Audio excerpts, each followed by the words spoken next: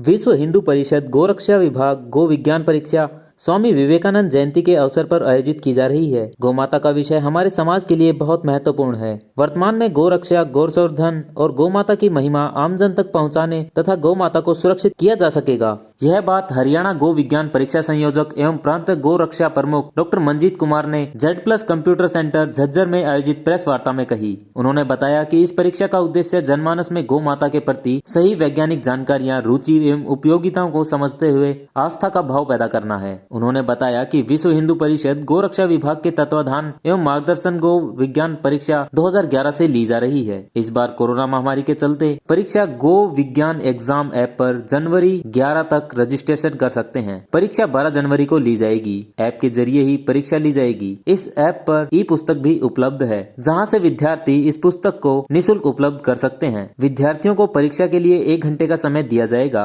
जिसमें 100 प्रश्न पूछे जाएंगे, जो कि बहुविकल्पीय प्रश्न होंगे। परीक्षा में प्रदेश स्तर पर प्रथम, द्वितीय और तृतीय स्थान पाने वाले प्रतिभागियों को पुरस्कार दिया जाएगा। इन प्रतिभागियों को राष्ट्रीय स्तर परीक्षा देने का मौका भी मिलेगा। राष्ट्रीय स्तर पर प्रथम, द्वितीय व तृतीय स्थान पाने वाले प्रतिभागियों को पुरस्कार दिया जाएगा। स्वामी विवेकानंद जयंती के अवसर पर ये परीक्षा रखी जाएगी। प्रांत गोरक्षा प्रमुख विश्व हिंदू परिषद हरियाणा मेरे पास दायित्व है। अभी वर्तमान में गो विज्ञान परीक्षा का प्रांत का संयोजन के नाते में काम देख रहा हूँ।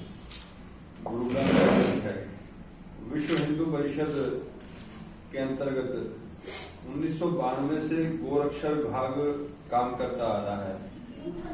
1992 से लगातार गाय के रक्षा और संवर्धन संरक्षण के लिए अन्य अन्य क्षेत्रों में प्रयासरत है। 2011 से जो हमारा आज का नौजवान है वो बड़ा प्रैक्टिकल है। गाय को माँ क्यों कहें, कैसे कहें, उसका तथ्य, उसका सबूत उसको चाहिए।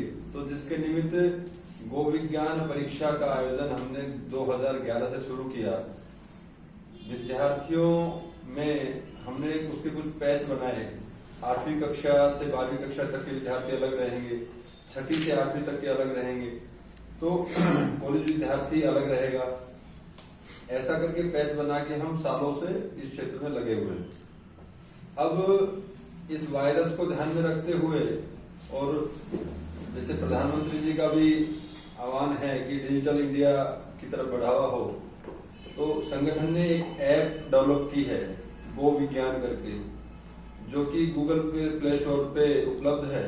उस ऐप में रजिस्ट्रेशन का कोई शुल्क नहीं है, वो निःशुल्क है।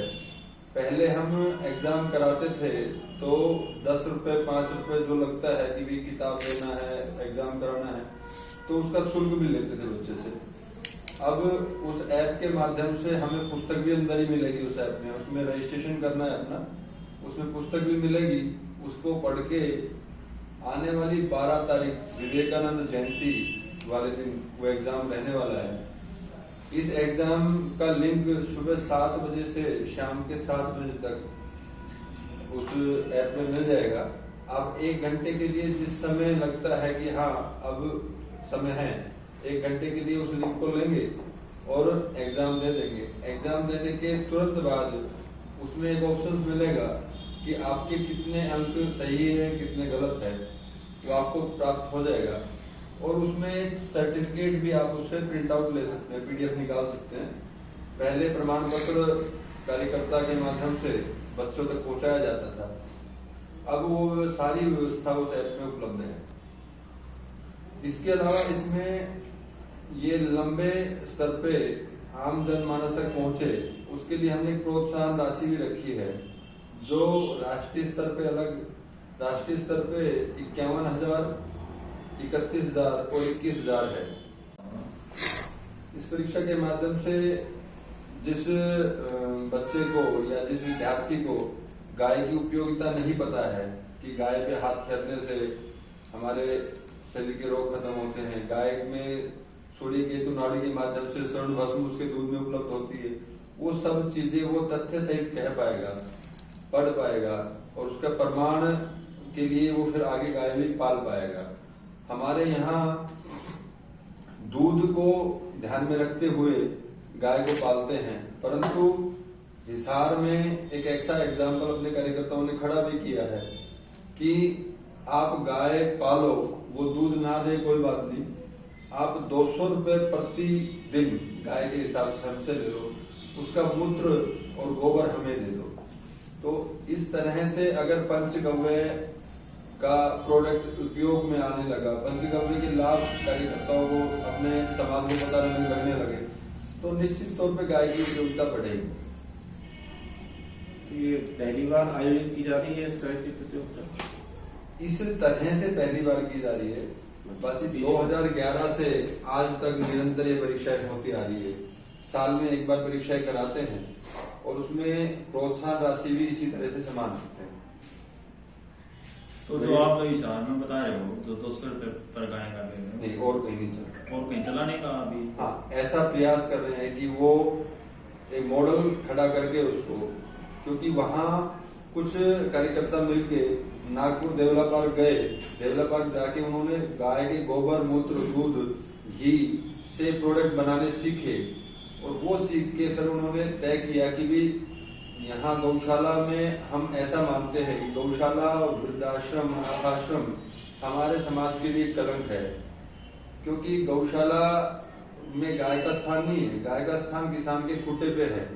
माँ बाप अनाथाश्रम में है तो वहाँ माँ बाप का स्थान नहीं, माँ बाप तो घर में रहना चाहिए। तो इस तरह से गाय घर में रहे, इसलिए वो 200 रुपए का प्रकरण लगाया है कि अगर गाय दूध देना बंद भी कर देती है तो 200 रुपए के माध्यम से वो उसको चारा खिला सके।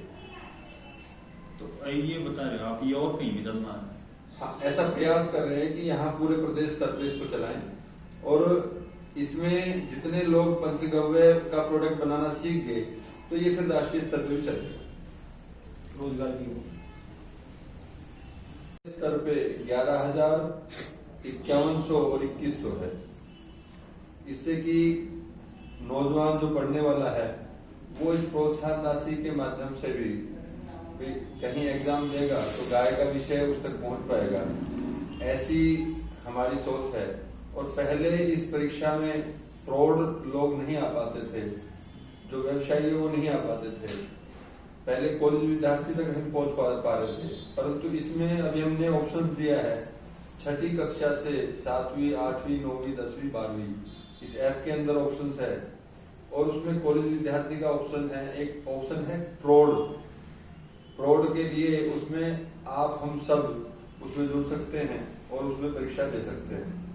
और निश्चित तौर से ये विषय गाय हम क्यों पालें और कैसे पालें, ऐसा हमारे जो आने वाली पीढ़ी है वो कहीं भ्रमित ना हो, गाय की उपयोगिता समझ पाए, उसके लिए इस परीक्षा का आयोजन किया जा रहा है।